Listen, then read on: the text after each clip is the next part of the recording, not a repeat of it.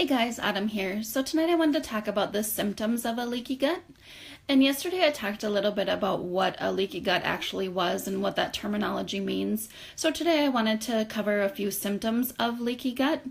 One of the big things is food sensitivities, and I kind of touched on it yesterday, but food sensitivities are when you can maybe eat stuff that you've eaten all your life, doesn't matter how old you are, and then all of a sudden one day, for whatever reason, you start to feel sick, or maybe your throat hurts or your stomach hurts or something because of what you've eaten. And the first time that you do that, or even the second time that you do that, you may not know that that's what it is it could be attributed to leaky gut. But after you eat it a few times and go, okay, this is strange because every time I eat this food, I get sick. I never did before. That happened to me with both gluten and walnuts, of all things. So with gluten, I could eat anything. I could eat pasta and toast and you name it, things with gluten in it, and I was just fine. And then I started having stomach aches and stomach cramps and stuff when I started eating that, and I thought, okay, this is crazy. So I kind of played around with some food and different things just to say, okay, what did I eat? Took a food diary and put one of those together. And the common denominator of all of that was gluten. So I stopped eating gluten and felt so much better. But it was strange because I could eat it up until that time. And then it was kind of out of the blue that all of a sudden I couldn't. So it was just kind of crazy. Same thing with walnuts. We actually went out to dinner one night and I had been training for a marathon. So, I've been running 15 miles, 20 miles because it was getting towards the end. And so you're kicking up the miles. And so we had gone out and I had something with walnuts in it. So I was just thinking, well, it must just be whatever I ate tonight because I'm putting all these miles in and I'm tired. And so, my body's just saying, hey, slow down. But then I had walnuts a few nights after and the same thing happened. I started getting a super sore throat and then got sick after eating them. So it was just kind of strange. And so the common denominator of that, there again, I kind of looked back at these and go, okay, what was it? And it was walnuts. I stopped eating those, had the same foods except without those, and I was fine. Tomorrow I just wanted to preface this, but tomorrow I'm going to talk about some tips to heal your gut. So if you have questions, let me know. But now today I can have gluten and I can have walnuts. So there's a story with that as well. Some other things for symptoms of a leaky gut are autoimmune diseases. So I have Crohn's disease.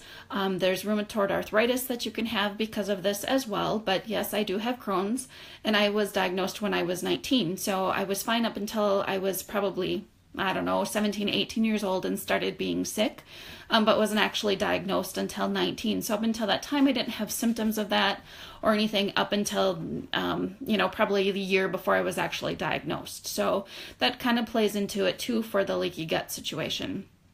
Some mood differences. There are some mood things that can come with leaky gut, and one of them is depression. Yep, me again. So you do kind of get depressed because you feel sick, you feel crappy all of the time. So I think that just part of it, that it comes with the mood and can alter some things. So depression can creep up on people, and that's such a big thing because people need ways to kind of work out of that depression, and you get into a slump. You don't want to do things. If you have kids and family and stuff, it becomes so difficult to take care of everybody and take care of yourself too. So depression is a huge one that you just got to be careful with because, once you hit that depression, kind of go on a downhill slide, that is so tough to get out. And it's hard for the people around you to see that too, and that they want to help you so bad. And sometimes there's things that they can't do that you need help for. A little bit of TMI probably, but diarrhea is another symptom of leaky gut. I'll just raise my hand to that and let that one go. Malabsorption is another symptom. And what I had trouble with absorbing of all things was iron. So I could eat foods that were high in iron and my iron numbers never got up.